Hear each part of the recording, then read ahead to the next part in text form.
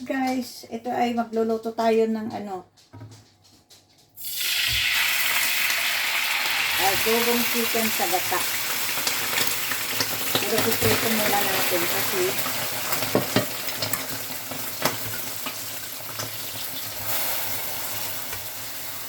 piprito muna natin guys.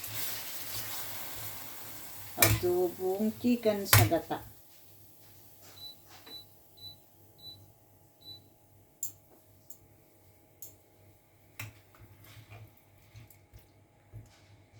Guys, ito ay may suka.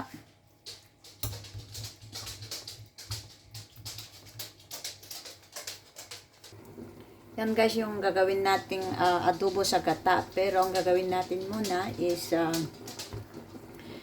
papaanuhin natin ng konti, papakuluan natin ng konti, tapos tsaka natin i-fry.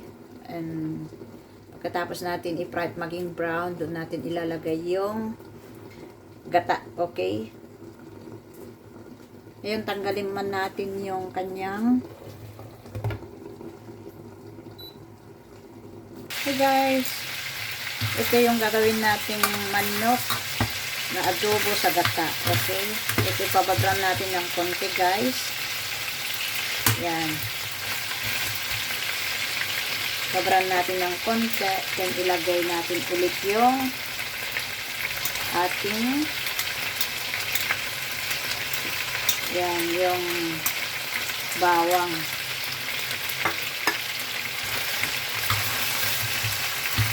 Saka, bago natin ilagay yung gata,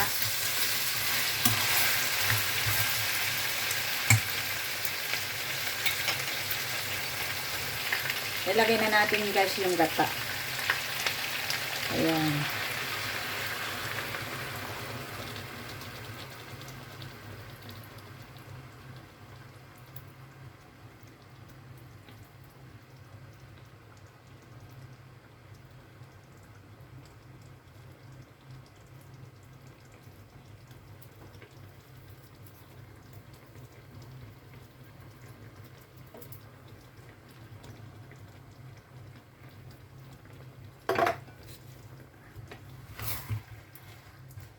Guys, hintayin natin hanggang sa mag-ano guys.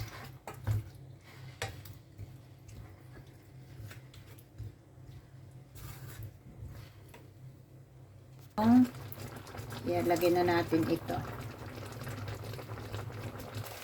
Guys, ito na po yung ating adobo sa gata. Okay, ilagay na natin ito guys. Ayan. Dahil wala po tayong siling labuyo at red, kaya green na lang inilagay natin. Yan po yung ating adobo sa gata. Adobong manok sa gata guys. Yan. Mapapa-only rice tayo dito. O ng sili, dahil wala po tayong sili na red na labuyo. Ayan, nagmantika na yung ating adobong chicken sa gata.